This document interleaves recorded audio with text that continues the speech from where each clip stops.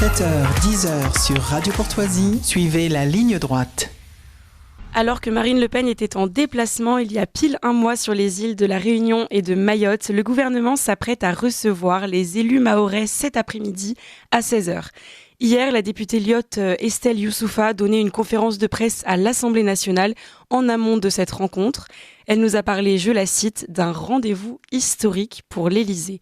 Et en effet, Emmanuel Macron s'apprête à présenter la loi Mayotte tant attendue pour répondre aux préoccupations de l'île. Qu'y a-t-il dans ce texte ? Personne ne le sait vraiment, ni même les premiers concernés. La surprise sera donc au rendez-vous. N'est-ce qu'un coup de communication de plus à tout juste 3 semaines des élections européennes ? Comment sortir le 101e département français de sa crise sécuritaire et migratoire et comment faire face aux ingérences qui gangrènent non seulement l'île, mais aussi la Nouvelle-Calédonie qui s'embrase depuis 5 jours. Alors pour y voir plus clair, nous faisons le point avec André Rouget. Bonjour monsieur le député. Bonjour et bonjour à tous vos auditeurs et spectateurs. Vous êtes élu au Parlement européen et délégué national à l'Outre-mer pour le Rassemblement national. Vous étiez bien sûr présent aux côtés de Marine Le Pen pour son déplacement le mois dernier. Donc merci d'avoir accepté notre invitation. Depuis lundi, on va commencer sur la Nouvelle-Calédonie. Elle est secouée par de violentes émeutes. La population se barricade. La situation est intenable. Tant et si bien que le gouvernement y a décrété l'état d'urgence. Une mesure que réclament les Mahorais depuis des mois. Peut-on comparer les deux crises qui se jouent à Nouméa d'un côté et Mamoudzou de l'autre ? Et y a-t-il ici une injustice, d'une certaine manière, pour Mayotte qui attend de son côté en vain des réponses fermes qui ne viennent pas ? Non, il n'y a pas de situation comparable. Le seul point commun entre les deux archipels sont qu'ils appartiennent tous deux à la fameuse région Indo-Pacifique dont on nous vante les priorités au niveau géopolitique et géostratégique et même économique depuis des mois et même des années. Ce qui se passe en Nouvelle-Calédonie est très grave et je ne voudrais pas accabler le gouvernement qui doit faire ce qu'il faut pour que force reste à la loi et rétablir l'ordre.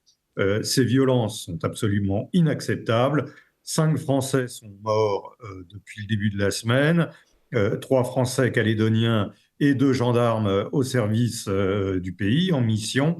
Ce sont 5 morts de trop, ce sont des orphelins, des veuves, et une fois de plus, c'est inacceptable. Simplement, je ne veux pas accabler le gouvernement ni entraver son action de rétablissement de l'autorité de l'État et de rétablissement de l'ordre, mais il faut quand même considérer que Gérald Darmanin et Sébastien Lecornu, avant lui, portent une lourde responsabilité. Ils n'ont pas su ni anticiper ni évaluer la situation. N'ont pas su évaluer la situation dans la mesure où Gérald Darmanin s'enorgueillit d'être venu 7 fois en Nouvelle-Calédonie, d'y avoir fait venir le président de la République Emmanuel Macron une fois, sauf qu'ils sont venus à chaque fois, de façon éclair. C'était des voyages éclairs, des quasi stop and go, sans prendre réellement le temps du dialogue et de la négociation, comme l'avait fait en son temps Michel Rocard, en envoyant un missi dominici en la personne de Christian Blanc. Il faut comprendre que nos compatriotes français d'origine mélanésienne n'ont pas le même rapport au temps que nous d'origine européenne. Il leur faut le temps de la réflexion, de l'introspection, ce que Gérald Darmanin n'a pas compris. Il n'a pas su prendre en considération cette particularité spécifique. Et aujourd'hui, malheureusement, ce sont 5 Français qui ont payé de leur vie cet amateurisme et cette incompétence de Gérald Darmanin, qui a voulu, comme tout ce qu'il fait d'ailleurs, passer en force, en fanfaronnant, en expliquant qu'il connaît les choses mieux que tout le monde, qu'il a tout compris. Et le résultat, il est là. C'est l'économie calédonienne qui était déjà très fragilisée par le Covid, qui est totalement mise à bas. Il faudra des mois et des années pour la reconstruire. alors que il aurait fallu considérer le problème calédonien de façon globale, sans découpler le dégel du corps électoral de l'évolution statutaire, mais il a voulu faire un coup de politique politicienne pour gagner les prochaines élections provinciales en dégelant le corps électoral. Les indépendantistes l'ont vécu comme une provocation et avec les réactions que l'on connaît malheureusement. Ajouter à cela qu'après les accords de Matignon et l'accord de Nouméa, il y a eu une période de paix de 30 ans. 30 ans, c'est l'émergence d'une génération, et c'est cette génération qu'on voit aujourd'hui dans les rues de Nouméa, en train d'incendier les commerces, les sièges de société, et cette génération qui a vu l'impunité des violences des Black Blocs, l'impunité de violences dans les cités, et qui s'est dit, bah, écoutez, après tout, pourquoi pas nous? Aujourd'hui, avec les réseaux sociaux et les chaînes info, ils ont accès à l'information, et considérant l'impunité dont ont bénéficié les Black Blocs et les émeutiers des banlieues de juillet l'année dernière, ils se sont sentis pousser des ailes. Alors le bilan est lourd en Nouvelle-Calédonie, hein, vous venez de le rappeler, et la même incompétence se fait sentir du côté de Mayotte, alors même si la violence n'est peut-être pas comparable. Est-ce que la crise est si... La violence n'est pas comparable en ce sens qu'il n'y a, Dieu merci, pas de mort par arme à feu, mais la violence est malheureusement en dents de scie, et parfois et souvent comparable à ce qui se passe en Nouvelle-Calédonie, avec des barrages sur les routes, des coupeurs de routes, Mm. des ronds-points occupés par des mineurs non accompagnés, qui n'ont souvent de mineurs que le nom, le plus souvent des migrants en situation irrégulière, en provenance des Comores, et aujourd'hui, ce qui est beaucoup plus inquiétant, en provenance de la région d'Afrique des Grands Lacs. Alors justement, face à cette immigration, la délinquance des mineurs et les coupeurs de route, on comprend donc que la crise est grave à Mayotte. J'ai deux questions à ce sujet. D'abord, est-ce que, comme en Nouvelle-Calédonie, est-ce qu'il serait envisageable pour rétablir l'ordre et garantir surtout la sécurité de la population, est-ce qu'on pourrait y déployer l'armée? Et ensuite, deuxième question sur ce même sujet, quel serait le plan de Marine Le Pen pour resécuriser Mayotte? Justement, vous étiez avec elle il y a un mois à Mayotte. L'armée à Mayotte est présente, ça s'appelle la gendarmerie. Mm. Je rappelle que ce sont des militaires. Il faut simplement que nous disposions de l'arsenal législatif, judiciaire et diplomatique nécessaire au rétablissement d'une situation saine. Gérald Darmanin avait cru bon de faire un coup de communication avec l'opération Wambouchou. Il avait fait coïncider le début de l'opération avec la date à laquelle devait se tenir le début du débat immigration à l'Assemblée nationale. Ce débat a été décalé, mais une fois encore, là, il a fait preuve d'amateurisme et d'incompétence. Et pas seulement lui, également Éric Dupond-Moretti, qu'aurait dû anticiper l'attitude des magistrats du syndicat de la magistrature, qui ont bloqué le démarrage de l'opération alors même qu'il s'était signalé 3 semaines, un mois auparavant, et Madame Colonna, ministre des Affaires étrangères, qui n'avait pas anticipé la réaction du gouvernement comorien, qui a refusé au début de l'opération d'accueillir les migrants reconduits à la frontière.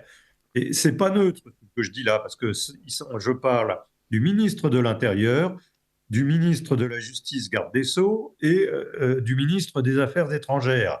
3 ministres régaliens. Ça veut dire que dans ce gouvernement, il y avait à l'époque 3 ministres frappés d'amateurisme et d'incompétence dans leur domaine de prédilection. c'est quand même on ne peut plus grave. Alors, une fois encore, Gérald Darmanin a fanfaronné. Il avait annoncé 10 000 reconductions à la frontière, puis, fort de son élan, il est allé jusqu'à annoncer 20 000 reconductions à la frontière. Bilan de l'opération, il n'en a eu que quelques centaines. Quelques centaines. L'opération s'est soldée par quelques arrestations euh, de soi-disant caïds qui étaient en réalité des petits voleurs à la tire. Enfin, cette opération a été un fiasco complet. Alors, ça a bien évidemment ramené un peu de calme, mais ça a surtout attisé, attisé la colère des jeunes délinquants et criminels qui, une fois les forces de l'ordre reparties en métropole, sont montés d'un cran en termes de violence et de criminalité, ce qui fait qu'aujourd'hui, il y a une opération Ouambouchou 2 Oui, deuxième de édition. place nette qui n'a d'opération que le nom, qui est soi-disant en cours, et il ne se passe rien. J'ai moi-même rencontré le préfet, Monsieur Bieuville, qui, pour la petite histoire, était sous-préfet de Dunkerque et avant de quitter son affectation dans le Nord, a donné une interview à La Voix du Nord pour s'émouvoir de la progression du Rassemblement national dans les communes du département du Nord, ce qui est quand même pour un haut fonctionnaire soumis au devoir de réserve et pour le moins incongru. Il ne faudrait pas que nos commissaires de la République se transforment en commissaires politiques de M. Macron. Alors, Donc, le préfet, je l'ai donc rencontré, il m'a dit, écoutez, moi j'ai eu pour mission d'évacuer le stade de Cavani, j'ai accompli ma mission. Donc, le résultat, c'est qu'il y a 350 migrants qui sont logés aujourd'hui dans un château des Yvelines, et le reste est encore dans la nature et aux abords du stade. Nous les avons vus avec Marine Le Pen. Ils sont sur des paillasses aux abords du stade. Ils occupent le centre-ville de Mamoudzou. Et nous avons rencontré les riverains, des comités civils de riverains qui nous ont fait part de leur de leur plus grand désarroi face à cette situation. Et on les comprend bien naturellement. et vous, face à cette situation, justement, vous avez parlé de 3 solutions. Vous avez mis en avant l'arsenal législatif, judiciaire et diplomatique. Et justement, donc les liens, on peut le constater, sont quand même tendus, sinon rompus, avec les Comores voisines qui refusent évidemment la reconnaissance de Mayotte comme département français et qui revendiquent toujours ce territoire. Comment est-ce que l'on peut régler le problème à la source et empêcher durablement les départs avec un cadre diplomatique donc serein avec les Comores? Écoutez, il faut faire preuve de la plus grande fermeté diplomatique vis-à-vis des Comores. De, en 2019, sur les ondes de RFI, puis plus tard à la tribune de l'ONU, le président Azali a déclaré: Je ne reconnais pas l'autorité du préfet à Mayotte parce que je n'ai pas à reconnaître l'autorité d'un fonctionnaire français dans mon pays. Donc, la moindre des choses aurait été que notre ambassadeur à Moroni soit rappelé à Paris pour consultation, que l'ambassadeur des Comores à Paris soit consulté, soit convoqué au Quai d'Orsay de façon à ce qu'on lui dise la façon de penser de la France. Je rappelle que l'ambassadeur de France à Rome avait été rappelé pour consultation pour beaucoup moins que ça, puisque c'était à la suite d'une rencontre qu'un ministre italien avait eue avec des gilets jaunes, qui est quand même beaucoup moins grave que ce qui se passe à Mayotte. Et puis, il faut geler les avoirs des membres du gouvernement qui ont la double nationalité, geler les transferts de la diaspora comorienne vivant en France vers les Comores. Ces transferts constituent une des sources principales de revenus de l'archipel des Comores. Voilà, il faut faire preuve de la plus grande fermeté. On n'est pas une petite puissance, on n'est pas une puissance moyenne de la région de l'océan Indien, on est la France. Et quand la France s'adresse à un micro-État de 800 000 habitants, la moindre des choses, c'est que ce micro-État écoute et entende la France. Et j'aurais voulu parler également alors, on constate qu'il y a les intérêts français évidents, géostratégiques, dans l'océan Indien, aux côtes, au bord des côtes africaines. est-ce qu'il n'y a pas, d'une certaine manière, ce n'est pas au détriment des populations françaises, par exemple de métropole, qui derrière vont connaître ces flux migratoires qui vont se déverser avec ce point de passage de Mayotte? C'est vraiment une question qu'on peut se poser. Est-ce que les métropolitains, finalement, derrière la question de Mayotte, ne sont pas aussi victimes? Les métropolitains ont malheureusement vocation à être victimes, puisque il s'agit d'une revendication, notamment de Madame Youssoufa, députée Lyotte, que les migrants soient ventilés sur le sol métropolitain. Oui, c'est ça, qu'ils Et, soient et- et amenés ça en fait le métropole. lien, ça fait le lien avec ce qui a été voté au Parlement européen, le pacte asile et migration, dont la doctrine est justement celle-là, qui est de ventiler les migrants sur Mm. l'ensemble des territoires européens, avec même une contrainte d'une amende de 20 000 euros pour migrants refusés pour les États qui refuseraient les migrants. Donc, sur ce sujet, Marine Le Pen a toujours été très claire. Elle a expliqué qu'elle élaborerait un texte lié pour mettre fin à l'immigration irrégulière, mettre fin à toutes les pompes aspirantes et que ce que j'appelle cet arsenal législatif serait soumis à l'ensemble des Français, donc ceux de Mayotte, par voie référendaire. Et ce texte de loi fera en sorte que les migrants n'auront plus droit à rien. À rien. Et C'est-à-dire qu'ils n'auront rien d'autre que l'urgence vitale. donc, ce Voilà. serait C'est-à-dire qu'ils n'auront plus droit aux soins gratuits, ils n'auront plus droit aux aides sociales, ils n'auront plus droit à rien. D'accord. Voilà. Donc, pour endiguer le problème, il y a Il faut cet les dissuader de venir en France. D'accord. Et donc, mais si les Français de métropole, eux, disent non tout de même, malgré les intérêts géostratégiques évidents que nous avons sur place, est-ce que c'est ma dernière question parce que malheureusement on n'a plus beaucoup de temps, mais continueriez-vous à défendre la population insulaire au détriment, si c'était le cas, si jamais les Français se prononçaient en défaveur, au détriment donc de la Compte volonté tenu, française? compte tenu du problème migratoire en France aujourd'hui et compte tenu des études d'opinion, j'ai du mal à penser, et des résultats de ces études d'opinion, j'ai du mal à penser que les Français se prononcent contre des mesures fermes contre l'immigration irrégulière. D'accord. Eh ben, écoutez, merci pour tous ces éclaircissements. Merci Je à suis vous. désolée, c'était trop court, mais en tout cas, je vous souhaite bon courage pour votre campagne. Il reste 3 semaines avant les européennes. Alors, merci, monsieur le député, d'avoir Merci à accepté vous notre et merci à vos invitation. auditeurs. À très bientôt. Merci encore. Bonne journée, au revoir. Au revoir.